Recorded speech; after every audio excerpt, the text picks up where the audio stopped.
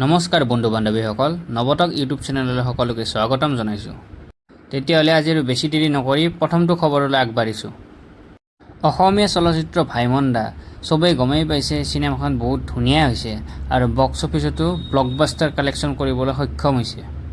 ভাইমন দা চিনেমাখনৰ পৰা এটা খবৰ আহিছে যে দুলিয়াজান ক্লাবত দুদিনীয়া কাৰ্যসূচীৰে চিনেমাখন প্ৰদৰ্শন কৰা হ'ব। 12 জুলাই তাৰিখে 2টা প্ৰদৰ্শনী আৰু 13 জুলাই তাৰিখে 3টা প্ৰদৰ্শনী কৰা হ'ব। তেতিয়াহ'লে দুলিয়াজানৰ পৰা যোনে যোনে এতিয়ালৈকে চিনেমাখন চোৱা নাই নিশ্চয় চাব যাব পাৰিব।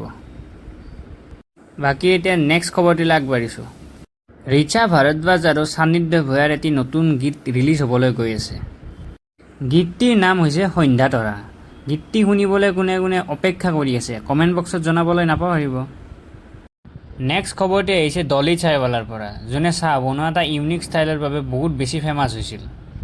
ডলি চাইৱালাই নিজৰ ইনষ্টাগ্ৰাম একাউণ্টত আহি এটা আপডেট দিছে যে ডলি চাইৱালাৰ নিজৰ ফ্ৰেঞ্চাইজি অ'পেন কৰি আছে।